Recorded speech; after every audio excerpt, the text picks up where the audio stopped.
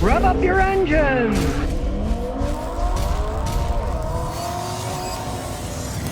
Well, it looks like the rats are jumping off the sinking GM ship. GM CEO Mary Barra just sold 40% of her shares. August 28th, she sold 372,000 shares, worth about $21.67 million. And that is only the tip. In the last 6 months, Mary has sold 994,000 of her shares, almost 1 million shares, for $57.93 million. I guess she's realizing, man, this ship is starting to sink. I better sell my shares while I can get money for it now. I can talk the talk all they want. Everything comes out of their mouth is horse manure, as far as I'm concerned. Follow the money, and the money is she sold almost 1 million shares of the stuff off for moolah while she can, right? The rats are jumping off the ship. And here's the interesting thing. During this the last half year, where she sold almost 1 million shares, there have been no major insider purchases recording during that same period of time. So the insiders, they're a selling, but they ain't a buying.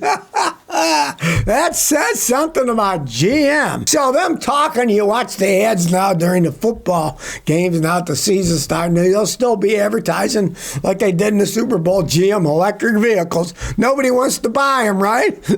Nobody wants to buy their stocks either. The insiders are selling out, cashing in. I would not put any of my money in GM stock, I'll tell you that. I wouldn't buy their vehicles. I wouldn't buy their stock either. Well, no surprise. There's 636,000 Stellantis engines at risk. They didn't build them right? What a surprise. Stellantis is recalling 636,000 vehicles due to the camshaft drive chain not being made correct. Now, this just shows you they make crap. All right? Now, this recall is hitting their engines with the 1.5-liter four-cylinder diesel engine made between 2017 and 2023. A change, pretty simple thing, right? But no, the Italians made them too crappy. Now, let's put on our thinking caps. Where are these engines made? Well, get this. They're made by Stellantis PSA in France, right? They're not even putting the crappy Italian diesel engines. They're putting in the crappy French diesel engines. And here's their solution. Stellantis technicians will use an app that records engine noise to see if the chain is rattling around inside. Then, if the wear spotted, they'll replace the timing chain. Big job taking the engine apart. Gigantic job, right? Now, if they don't hear it, the app doesn't hear it, they're just going to change your oil and update the software. That's not going to fix the worn chain, right? They're just covering their heinies. Oh, we don't hear any noise. Oh, the machine, the app doesn't hear any noise. Okay, we'll just change the oil and do a software update. That's not going to fix a crappy timing chain, right? It's just shows you the crap that Stellantis makes. Diesel engines supposed to last a really long time, right? I mean, it's just unbelievable. And the funny thing is, they're such crappy engines. Since they debuted in 2017, they've updated tensioners, they've updated the casings, they've modified these engines, and still they have problems because they don't know what the heck they're doing. Stellantis smartest. I was right when I said the merger of Chrysler, Fiat, and Peugeot, the three stooges of car manufacturing. Now you have the three stooges, Stellantis. They can't make timing chains to the diesel engines, and they think, we'll change the oil and put some software in if the machine app doesn't hear the timing chain rattling. Unbelievable crap. Stay away from them. I've been warning people for years. Stay away from this company. Right? I've had people buy those Jeeps that have the Italian diesel engines in there, rolling piles of crap. I had one guy went through 3 engines, and then the third one was starting to leak oil soon after they replaced it with a remanufactured one. Did a great job remanufacturing that. You didn't build them right. You didn't remanufacture them right. Hey, take my advice. Just don't buy the things in the first place.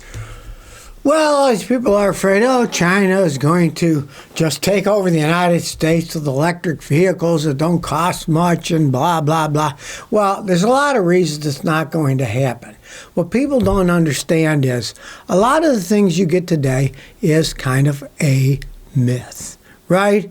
Now, people are saying, look, BYD, the big Chinese company that makes electric vehicles, has a $10,000 electric vehicle, right? Well, yeah, that's in China, and they're having a price war, yada, yada, yada, right? Because here's the fact. The same cheap BYD Seagull, the one they sell in China for really cheap, right?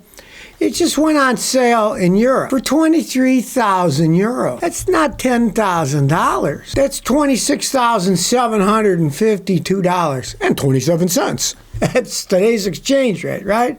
So, numero uno, they're not even selling them in Europe all that much cheaper. They're not selling $10,000 ones.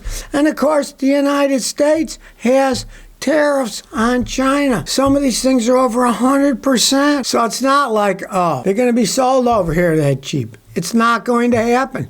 They don't meet American crash specifications. All kinds of reasons. They're not going to be coming over here and taking over the market. And of course, as I have said for years and years and years, I don't advise buying electric cars anywhere. There's no infrastructure. We're not set up for it.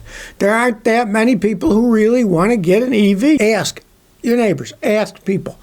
I ask everybody, most people said I'm not going to buy an electric car for quite some time, if ever. They're not thinking, oh, my next car is going to be an electric car, right? The insurance costs twice as much. The tires cost twice as much. If you do have something break down on them, it costs a small fortune to get them fixed. You might be waiting months. These things are not ready for prime time.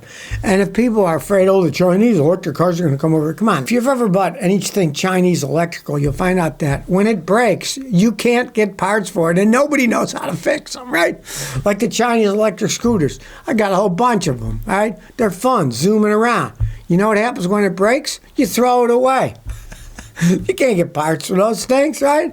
There's no infrastructure for them. That's just the little bitty scooters. They are not going to have a big takeover of the United States, the Chinese electric cars, anytime soon. Well, everybody's worried the Chinese are going to take all the car industry. Well, they're even having a problem in their own country.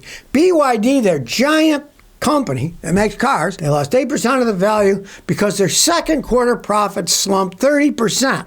Because they're having an EV price war in China, people. The Chinese are competing amongst themselves. Kind of an interesting country, really. They call it communist, but it's not really a communist country. It's a fascist dictatorship. Mussolini's Italy, they were fascist dictatorships. And that's basically what China is, because it is a capitalist country. There is no arguing that. They have a stock market. BYD said their profits were down 30% from last year. And this is even despite their overseas sales. Their overseas sales were 14% up, but their overall sales were 30% down, showing they're selling a whole bunch less in China because of their own competition. They're competing in China against the other Chinese companies. One of their big reasons their profitability is down is because they're having another discount war of selling cars in China. Now, China is not like the United States, right? A lot of things are cheaper there. Our average car is like $49,500 as it stands. Brand new car, average new car, right? The average new car in China is $22,900. That's less than half the price. And they're even coming down further because they're having a price war. And the interesting thing is, this is how nutty that country is. Chinese authorities in May said that they are going to punish car makers for fueling price cuts of their cars. Because, of course, they want to sell them. But it's a theoretical communist country, right? So the authorities say, well, we're going to punish you people for being competitive. The world is indeed upside down, standing on its head in China.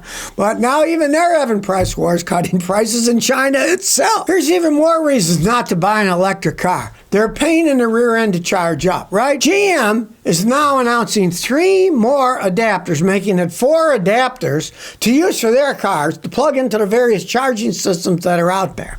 Right. Now, let me tell you something. I have used adapters. I've seen them. I've tested them out. Half of them don't even work for very long. They melt. You're plugging all that voltage into an adapter, then plugging it into the machine to charge your car. Yes, indeedy. A lot of them don't work all that well, right? Well, GM now has 4 different adapters for their vehicles to help GM customers access the EV chargers that are out there. They have different charging rates, different charging standards. So, if you've got some electric cars, it's possible that you would need 4 different adapters to work on the ones that are out there. You know, we all know about adapters in the world, right? You find out that, hey, this battery doesn't fit. It needs an adapter. It needs that. Where's the adapter? I don't know. I can't find the adapter, right? You'd think they could standardize it, but they aren't. Now, this is not just GM. These are all the other companies too. It's just a gigantic mess. Hyundai, for example, sells NACS-equipped 2025 Ioniq EVs with 2 adapters. 1 each for level 2 and fast charging. It's just showing that. It gets more confusing as time goes on. Do you think as time goes on they're going to standardize it? Ha ha ha! No, they aren't. It's bad enough that they're inconvenient, but then you get the, gee, my adapter's broken. Oh, I forgot the adapter. Oh, this adapter doesn't fit this particular machine. Right? And we're talking about high voltage. You put the wrong one in and jam it in, you can have problems, right? It just shows you, really, let's face the facts. Electric cars are not ready for prime time. The idiots can't even decide, how are we going to plug these things in? What are we going to use, right? I mean, you go to a gas station, pretty soon you got a pump, right? And it got a nozzle, and it fits in all the cars, right? You fill it up. They couldn't even get that thing right. The world is not ready for prime time. Electric cars, the fact that GM has 4 different adapters for them, just shows you it's a squirrely world, and my advice is stay far away from it until they get their act together with electric cars. If they ever do, let me tell you, I'm forecasting this one. It's going to be 10, 15, 20 years down the line, if at all. Well, here's an interesting one. Toyota is recycling their old EV batteries to help power Mazda's production line. Toyota's collecting used high-voltage batteries from all kinds of cars, not just their own, to store the energy that powers Mazda's manufacturing headquarters. It's called the Sweep Energy Storage System. It takes reclaimed batteries from any electric vehicles, whether they're pure electric or hybrids, and connects them to the power grid. And Mazda's Hiroshima campus is relatively self-sufficient to begin with, so they're using that to power it. They're doing Japan. Understand that Toyota owns a certain percentage of Mazda. They're doing experiments with the stuff there. So the Toyota and the Mazda systems that they have that are relatively self-sufficient, they use a lot of green stuff, they're connected to their energy management systems using the old batteries. They still have power used to them. What people don't understand is it's not like, okay, you got a flashlight, the battery's dead, right? You throw it away. You throw the battery away if it's not a rechargeable, right? But there's still a lot of energy left in these EV and hybrid batteries, so they're using that energy. Because when you realize they use high voltage, and maybe it doesn't have 600 volts, maybe it's got 200 volts, it's still got a use, right? Toyota and Japanese energy company JERA had this first sweep system hooked up in 2022. Hooked up to the grid in Japan. They said that the unit that they put then had a peak output of 485 kilowatts and was enough power to do 1,200 homes for an hour. So still, it's a small amount for an hour. What do you do for the rest of it? It's only 1 hour, it's powering them, right? So, interesting technology. They're using these things. They do a little bit, but they don't do a lot. Come on. Power 1,200 homes for an hour, and that's what they did during an entire year, right? A radical change, right? Yeah, use it here and there for storing. For years ago, Toyota used to get the hybrid batteries. They'd give them to like the U.S. Parks Department, so then the guys like in the towers looking for fires could use the old Toyota Prius batteries to run electric lights and computers and stuff. I mean, it's a very niche thing, really. Well, you can't help but laugh at this one. Tesla lost $243 million over the autopilot verdict. And this was after they rejected a $60 million settlement. As part of a request for legal fees from Tesla after a jury awarded a $243 million verdict in a fatal crash, the plaintiff said, hey, they rejected a $60 million settlement. They wouldn't accept that, so instead they gave them a $243 million settlement. But we all know what's going to happen. Tesla is going to appeal the verdict, which they are doing. It goes on and on and on. And of course, this is a $243 million verdict 6 years after the fact.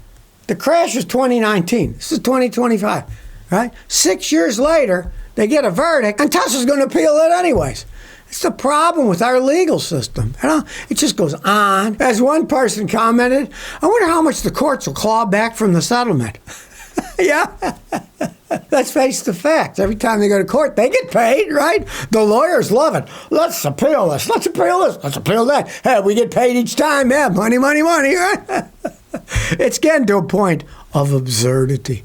Total absurdity. It just keeps going and going and going and going.